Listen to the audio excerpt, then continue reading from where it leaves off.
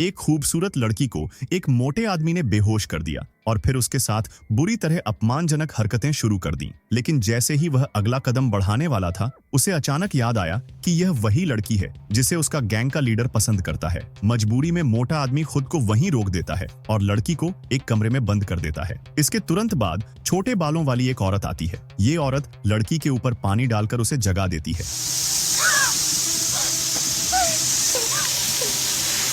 लेकिन आखिरकार इस लड़की को इन्होंने क्यों कैद करके रखा था? इसकी शुरुआत होती है एक दिन पहले, जब मिया और फ्रैंक एक सर्विस एरिया पर पहुंचते हैं। उन्हें क्या पता था कि उनकी हर हरकत पर गाड़ी में छिपा एक शातिर दरिंदा नजर रख रहा है। जैसे ही ये दोनों यहाँ से निकले, वह दरिंदा बिना देर किए अपने नुकीले लोहे के हुक पर फंसा ताजा शिकार घसीटते हुए ठंडे कमरे की तरफ ले जाता है। उधर फ्रैंक और मिया एक होटल के रिसेप्शन पर चेक इन कर रहे थे। यह होटल ऊपर से देखने में तो आम सा लगता था, लेकिन असल में यह एक ऐसी खतरनाक जगह थी जो यहाँ ठहरने आए कपल्स का शिकार करती थी। इसके पीछे का मास्टरमाइंड था सफेद बालों वाला एक बुजुर्ग दरिंदा। उसके पास काम करने के लिए एक मैकेनिक कपल था और एक लंबी दाढ़ी वाला ताकतवर आदमी जो शिकार का माल संभालता था। इसके बाद फ्रैंक और मिया रेस्टोरेंट में आए, एक दूसरे के सामने बैठकर अपने प्यार की बातें करने लगे। उधर सफेद बालों वाला वह दरिंदा चुपके से उनके कमरे में घुस आया। उसने ध्यान से उनके पहचान पत्र देखे। सब कुछ कंफर्म करने के बाद उसके होठों पर एक शैतानी मुस्कान आ गई। उसने यहाँ तक कि मिया की जीन्स को भी सूंघ कर देखा, लेकिन उसका लालच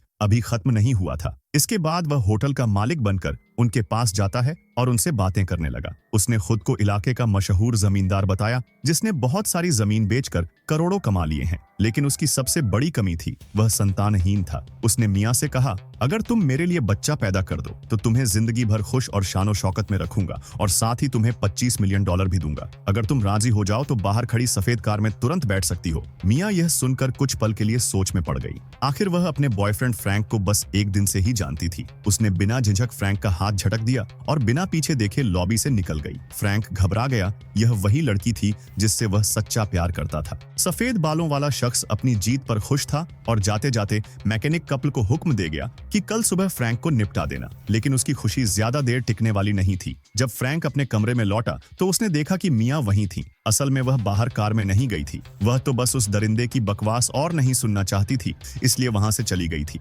मगर उन्हें इस बात का अंदाजा नहीं था कि सफेद बालों वाला उस होटल के हर कमरे में छिपे कैमरों से उनका हर पल देख रहा है। जब उसने देखा कि मिया ने उसके ऑफर को ठुकरा दिया तो वह बुरी तरह चिढ़ गया और कसम खा ली कि इन दोनों को इसका अंजाम भुगतना पड़ेगा। इसी बीच वह दूसरे कैमरों की फुटेज देखने लगा। लंबे बालों वाली लड़की मौली पुलिस को फोन कर रही थी। दरअसल उसने अभी अभी देखा था कि मोटा आदमी बिना किसी परवाह के एक मरे हुए इंसान का पैर उठाए घूम रहा है। यह देखकर वह घबराकर खिड़की का पर्दा तुरंत गिरा देती है और छिप जाती है। लेकिन उसकी घबराई हुई हरकतें मोटे की नजर से नहीं बच पाईं। गैरेज का मैकेनिक क्लाइव अनजान बनने का नाटक करते हुए उससे पूछता है कि तुमने क्या देखा। मौली समझ गई कि अगर सच बताया तो उसकी मौत पक्की है, इसलिए उसने झूठ बोला कि वह तो अभी बाथरूम में नहा रही थी, उसने कुछ भी नहीं देखा। क्लाइव उसकी बात सच मान भी लेता है, लेकिन सफेद बालों वाला राक्षस मौली को पुलिस को कॉल करते हुए देख लेता है तो वह गुस्से से पागल हो जाता है और क्लाइव को डांटते हुए बोलता है, अब तुम उस लड़की पर पूरा ध्यान दोगे।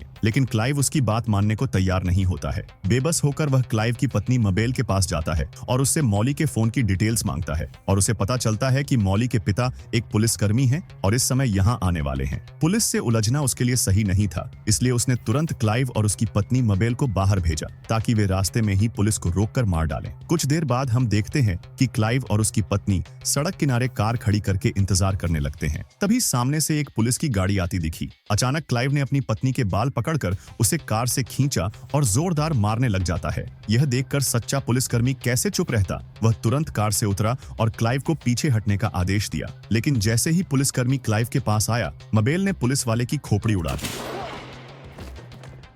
इसके बाद जल्दी से क्लाइव ने पुलिस की वर्दी पहन ली। इधर मिया और फ्रैंक कुछ खाकर फिर रवाना होने का फैसला किया। मौली ने इस मौके का फायदा उठाया और चुपके से फ्रैंक की कार में छुपकर बैठ गई। फ्रैंक और मिया नाश्ता करने रेस्टोरेंट में पहुंचे। मोटे आदमी की निगाहें पहले ही से मिया की सुंदरता पर टिकी हुई थीं। उसने मौका पाकर उनकी कॉफी में नशीली दवा मिला दी। जैसे ही दोनों कॉफी पीने वाले थे, पीछे बैठी आधी पागल औरत ने लगातार घंटी बजाना शुरू कर दिया और बड़बड़ाते हुए उनकी कॉफी की तरफ इशारा किया। दोनों हैरान रह गए तभी मोटा तुरंत रसोई से बंदूक लेकर आया। फ्रैंक भी पीछे नहीं हटा, उसने अपनी पिस्तौल निकाल ली और उसे मोटे की तरफ तान दिया। मजबूरी में मोटा हार मानकर बंदूक नीचे रख देता है। फ्रैंक ने मियां को कार स्टार्ट करने भेजा और मोटे को आदेश दिया कि बंदूक लात मारकर मेरी तरफ सरकाए। उसने पागल औरत को धन्यवाद कहा और फिर बंदूक लेकर बाहर निकल गया। एक झटके में उसने कार तेजी से होटल से दूर भगा ली। कार की आवाज सुनकर सफेद बालों वाला राक्षस बाहर आया। जब उसने देखा कि उनकी कार दाईं तरफ जा रही है तो उसे चैन मिला,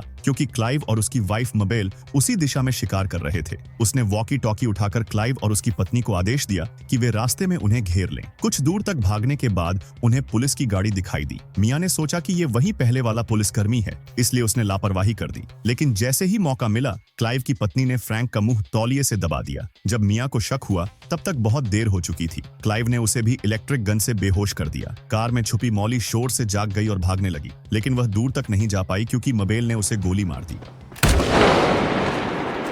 जब वे लोग अपने ठिकाने लौटे तो मोटा आदमी आया और बेहोश पड़ी मियां को उठाकर तहखाने की ओर ले गया, ताकि सफेद बालों वाला बुजुर्ग लौटकर उसका मजा ले सके। लेकिन मियां इतनी खूबसूरत थी कि मोटा आदमी खुद पर काबू नहीं रख पाया। उसने उसे एक मेज पर लेटाया और मियां के मजे लेने लगा। मोटा अगला कदम उठाने ही वाला था कि अचानक उसे याद आया, ये तो बॉस की पसंदीदा औरत है। इसलिए मोटे ने मियां को एक लोहे के पिंजरे में बंद कर दिया। इधर फ्रैंक को एक बड़े गड्ढे में फेंक दिया गया, जहां पहले से कई लाशें पड़ी थीं। जब क्लाइव फ्रैंक को फेंक कर लौटा तो उसने देखा कि सफेद बालों वाला आदमी उसकी पत्नी को चूम रहा है। ये दृश्य क्लाइव ने चुपचाप सह लिया। बाद में सफेद बालों वाले ने मबेल को आदेश दिया कि मियां को अच्छी तरह से नहला दे। मबेल तहखाने में आई और पानी की पाइप से मियां पर तेज धार छोड़ी। थोड़ी देर बाद सफेद बालों वाला खुद तहखाने में आया। सबसे पहले मियां उससे फ्रैंक के बारे में पूछती है तो ये बोलता है कि मैंने फ्रैंक को ऐसी जगह छोड़ा है जहां से फ्रैंक वापस कभी नहीं आ सकता है। इसके बाद ये मीठी बातों में मियां को फंसाने की कोशिश करने लगा।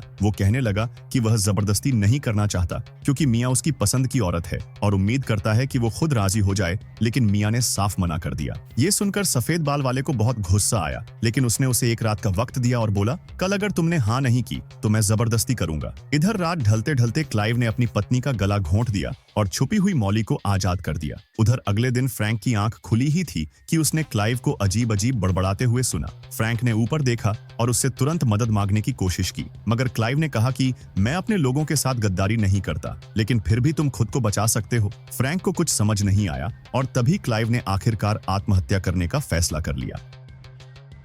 इसके बाद फ्रैंक रस्सी के सहारे बाहर निकला। उधर मियां को ठीक समय पर जमीन पर एक स्टील की कील मिली। उसे महसूस हुआ कि मोटा आदमी उसकी खूबसूरती पर बुरी तरह मोहित है, तो उसने अपनी खासियत का इस्तेमाल करते हुए उसे लुभाना शुरू कर दिया। वो मीठे मीठे लेकिन चालाक शब्दों में उसे बहलाने लगी। मैं तुम्हें धोखा देकर भागने की कोशिश नहीं कर रही हूँ। अगर चाहो तो तुम खुद भी मेरे मजे ले सकते हो, लेकिन मुझे सही तरीके से छूना होगा। मोटा खुद को रोक नहीं पाया और मियां को बाहर निकाल दिया। कुछ देर बाद मौका देखकर मियां मोटे की एक आंख फोड़ देती है, लेकिन फिर भी मियां चाबी तक नहीं पहुंच पा रही थी। तभी किस्मत से फ्रैंक समय पर आ गया और मोटे आदमी को मारकर मियां को बचा लिया। इसके बाद दोनों ने जल्दी से वहां से भागना शुरू किया और कार में बैठकर यहां से निकल गए। जैसे ही वे ऊपर की सड़क पर पहुंचे, सफेद बालों वाला आदमी बीच सड़क पर खड़ा उनका रास्ता रोक रहा था। दोनों ने फैसला किया कि गाड़ी से उसे कुचल देंगे और एक्सीलरेटर दबा दिया। ये दोनों पूरी रफ्तार से उसे टक्कर मारने दौड़े। टक्कर जोरदार थी और सफेद बाल वाला आदमी मारा गया। तभी झाड़ियों से मौली निकली